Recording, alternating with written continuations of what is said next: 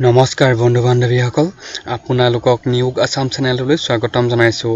আমি এই চেনেলটোত অসমৰ সকলোবিলাক নিয়োগ আৰু শিক্ষা সম্পৰ্কীয় সকলোবিলাক খবৰ আগলৈ আপোনালোকৰ মাজলৈ আগবঢ়াই যাম সকলোবিলাক খবৰ আগলৈ এনেদৰে পাই থাকিবলৈ নিয়োগ আসাম চেনেলটো সাবস্ক্ৰাইব কৰি দিয়ক আৰু লগতে বেল আইকনটি টিপি দিয়ক ভিডিঅ'টি আপুনি শেষলৈকে চাব তেতিয়া আপুনি ভালদৰে বুজি ল'ব পাৰিব বলক আমি আজিৰ নিয়োগ বাতৰিটো চাই লওঁ চাওক আজিৰ নিয়োগ বাতৰিটো আহিছে directorate of employment and craftsmen training আসামৰ ফালৰ পৰা বলক আমি ইয়াৰ পদ আৰু অন্যান্যবিলাক বিতংভাৱে চাই লওঁ চাওক ইয়াত প্ৰথম পদটিৰ নাম হৈছে চাওক stenographer English grade 3 headquarter level আৰু চাওক ইয়াত মুঠ পদৰ সংখ্যা হৈছে দুটা আৰু ইয়াত দৰমহা হৈছে 14000 টকাৰ পৰা 60500 টকালৈকে লগতে গ্ৰেড পে আছে 8700 টকা আৰু চাওক ইয়াৰ দ্বিতীয় পদটিৰ নাম হৈছে টেক এসিস্টেন্ট হেডকোৱাৰ্টাৰ আৰু চাওক ইয়াত মুঠ পদৰ সংখ্যা হৈছে 4টা আৰু ইয়াত দৰমহা হৈছে 14000 টকাৰ পৰা 60500 টকালৈকে আৰু লগতে গ্ৰেড পে আছে 7600 টকা আৰু চাওক ইয়াৰ পাছৰ পদটি হৈছে ষ্টেটিষ্টিকেল এসিস্টেন্ট এমপ্লয়মেণ্ট উইং ইয়াত মুঠ পদৰ সংখ্যা হৈছে 30টা আৰু চাওক দৰমহা এই পদটিৰ কাৰণে দৰমহা হৈছে 14000 টকাৰ পৰা 60500 টকালৈকে আৰু লগতে গ্ৰেড পে আছে 7600 টকা আৰু চাওক ইয়াৰ পাছৰ পদটিৰ নাম হৈছে ফাৰ্মাচিষ্ট ITI আৰু চাওক ইয়াত মুঠ পদৰ সংখ্যা হৈছে 12টা আৰু ইয়াত দৰমহা হৈছে 14000 টকাৰ পৰা 60500 টকালৈকে লগতে গ্ৰেড পে আছে 7600 টকা আৰু চাওক ইয়াৰ পাছৰ পদটিৰ নাম হৈছে ইনষ্ট্ৰাক্টৰ ষ্টেনোগ্ৰাফি ইংলিছ আৰু চাওক ইয়াত মুঠ পদৰ সংখ্যা হৈছে 8টা আৰু চাওক ইয়াত দৰমহা হৈছে 14000 টকাৰ পৰা 60500 টকালৈকে আৰু লগতে গ্ৰেড পে আছে 7400 টকা আৰু চাওক ইয়াৰ পাছৰ পদটিৰ নাম হৈছে জুনিয়ৰ ইনষ্ট্ৰাক্টৰ আৰু ইয়াত মুঠ পদৰ সংখ্যা হৈছে 92টা আৰু চাওক ইয়াত দৰমহা হৈছে 14000 টকাৰ পৰা 60500 টকালৈকে আৰু লগতে গ্ৰেড পে আছে 6800 টকা আৰু চাওক ইয়াৰ পাছৰ পদটিৰ নাম হৈছে জুনিয়ৰ এসিস্টেন্ট হেডকোৱাৰ্টাৰ আৰু চাওক ইয়াত মুঠ পদৰ সংখ্যা হৈছে 28টা আৰু ইয়াত দৰমহা হৈছে 14000 টকাৰ পৰা 60500 টকালৈকে আৰু লগতে গ্ৰেড পে আছে 6200 টকা আৰু চাওক পদটিৰ নাম হৈছে জুনিয়ৰ এসিস্টেন্ট ITI আৰু চাওক ইয়াত মুঠ পদৰ সংখ্যা হৈছে 13টা আৰু চাওক দৰমহা এই পদটিৰ কাৰণে দৰমহা হৈছে 14000 টকাৰ পৰা 60500 টকালৈকে আৰু লগতে গ্ৰেড পে আছে 6200 টকা আৰু চাওক ইয়াৰ পাছৰ পদটিৰ নাম হৈছে জুনিয়ৰ এসিস্টেন্ট জন লেভেল এমপ্লয়মেণ্ট এক্সচেঞ্জ আৰু চাওক ইয়াত মুঠ পদৰ সংখ্যা হৈছে 99টা আৰু চাওক ইয়াত মুঠ দৰমহা হৈছে 14000 টকাৰ পৰা 60500 টকালৈকে আৰু লগতে গ্ৰেড পে আছে 6200 টকা আৰু চাওক ইয়াৰ পাছৰ পদটিৰ নাম হৈছে হোষ্টেল সুপাৰটেণ্ডেণ্ট কাম ফিজিকেল ট্ৰেইনিং ইনষ্ট্ৰাক্টৰ আৰু চাওক ইয়াত মুঠ পদৰ সংখ্যা হৈছে 3টা আৰু চাওক ইয়াত দৰমহা হৈছে 14000 টকাৰ পৰা 60500 টকালৈকে আৰু লগতে গ্ৰেড পে আছে 6200 টকা আৰু চাওক ইয়াৰ পাছৰ পদটিৰ নাম হৈছে ষ্ট'ৰ কিপাৰ ITI আৰু ইয়াত মুঠ পদৰ সংখ্যা হৈছে 10টা আৰু দৰমহা হৈছে 14000 টকাৰ পৰা 60500 টকালৈকে লগতে গ্ৰেড পে আছে 5600 টকা আৰু চাওক ইয়াৰ পাছৰ পদটিৰ নাম হৈছে লাইব্ৰেৰিয়ান ITI আৰু চাওক ইয়াত মুঠ পদৰ সংখ্যা হৈছে 1টা আৰু ইয়াত দৰমহা হৈছে 14000 টকাৰ পৰা 60500 টকালৈকে লগতে গ্ৰেড পে আছে 5600 টকা আৰু চাওক আৰু পাছৰ পদটিৰ নাম হৈছে ড্ৰেছাৰ ITI আৰু চাওক ইয়াত মুঠ পদৰ সংখ্যা হৈছে 4টা আৰু ইয়াত দৰমহা হৈছে 14000 টকাৰ পৰা 60500 টকালৈকে লগতে গ্ৰেড পে আছে 5000 টকা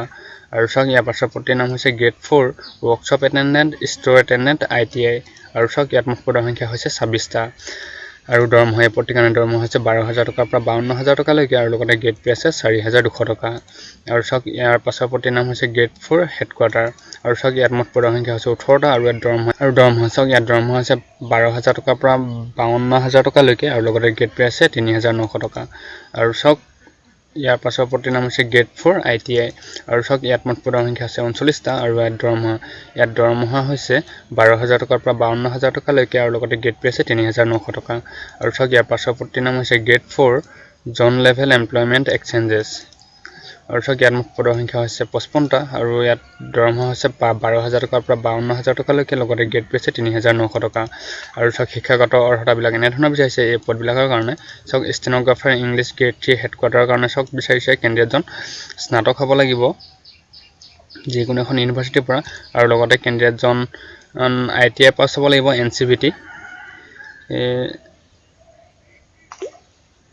NCVT পাছ চাৰ্টিফিকেট থাকিব লাগিব আৰু লগতে 40 ৱৰ্ড পাৰ মিনিট কম্পিউটাৰ টাইপ স্পীড থাকিব লাগিব আৰু লগতে 120 word per minute in short hand in English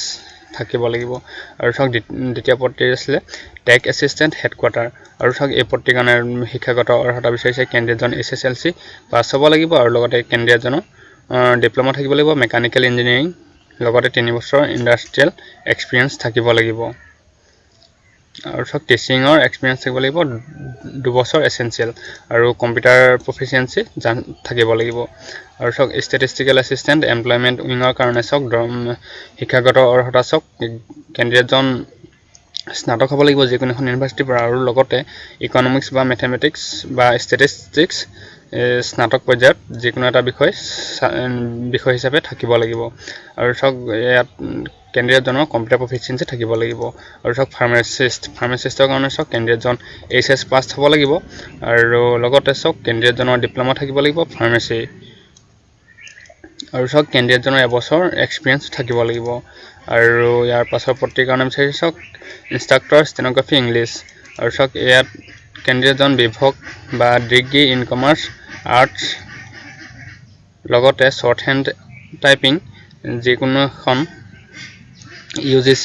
recognised ইউনিভাৰ্চিটিৰ পৰা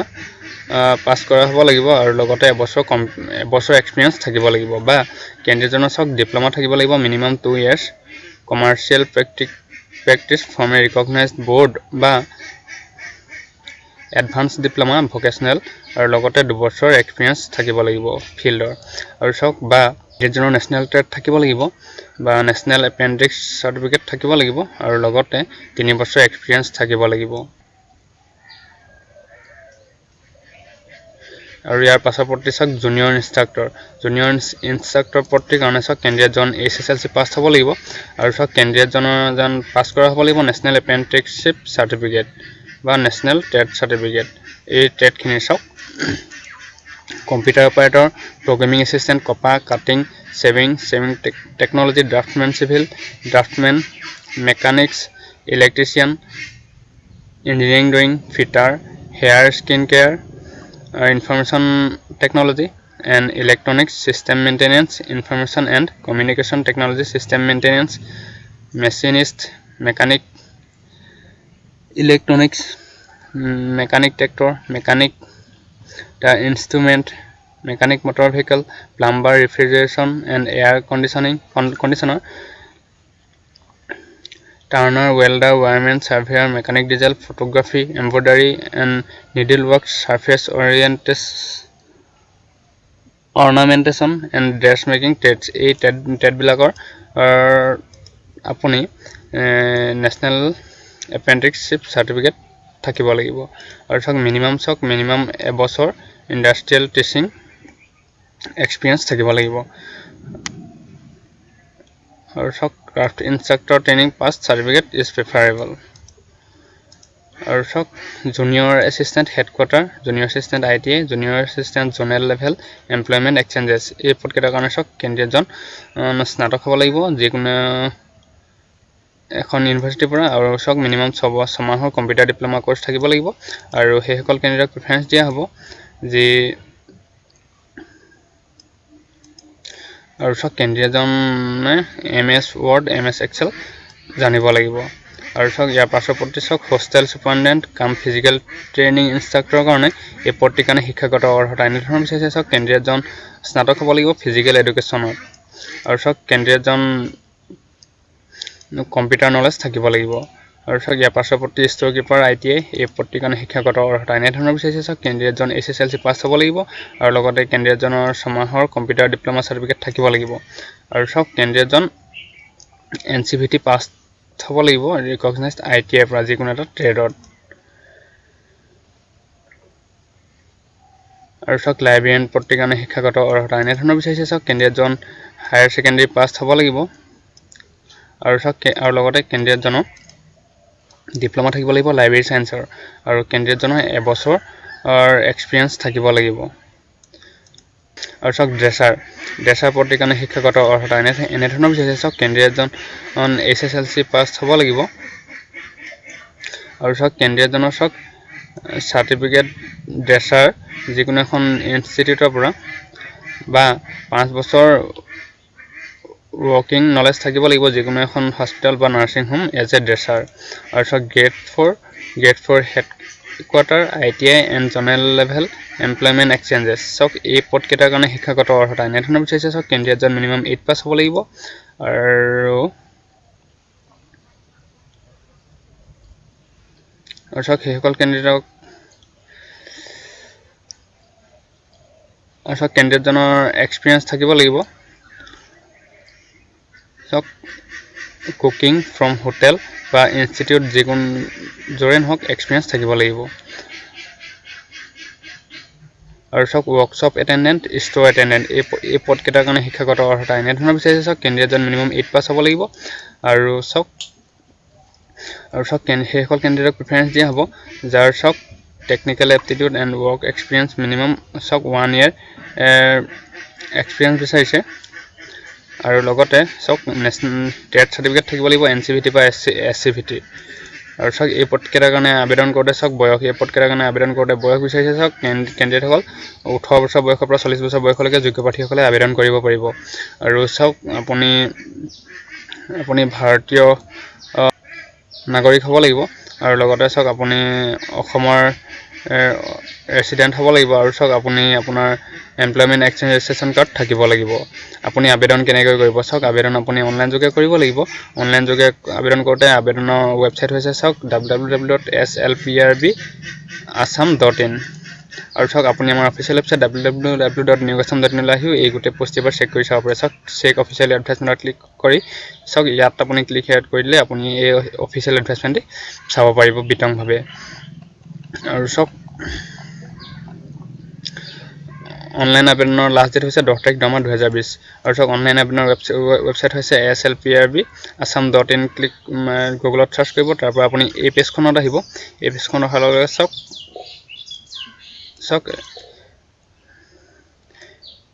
এই ইয়াতে লোৱা হ'ব কিন্তু বৰ্তমানলৈকে এই পদকেইটাৰ অনলাইন আবেদন আৰম্ভ হোৱা নাই অতি সোনকালে অনলাইন আবেদন লোৱা হ'ব তেনেহ'লে বন্ধু বান্ধৱীসকল যদি আপুনি এই পদকেইটাৰ কাৰণে আগ্ৰহী আৰু যোগ্য হয় তেনেহ'লে আপুনি অনলাইন যোগে আবেদন কৰি দিব তেনেহ'লে বন্ধু বান্ধৱীসকল আজিৰ বাতৰিটি এইটোৱে আছিল আজিলৈ আপোনালোকৰ মাজৰ পৰা বিদায় মাগিছোঁ সকলোবিলাক নিয়োগ আৰু শিক্ষা সম্পৰ্কীয় সকলোবিলাক খবৰ আগলৈ এনেদৰে আমি আগবঢ়াই যাম সকলোবিলাক খবৰ আগলৈ এনেদৰে পাই থাকিবলৈ নিয়োগ আছাম চেনেলটো ছাবস্ক্ৰাইব কৰি দিয়ক আৰু লগতে বেল আইকনটি টিপি দিয়ক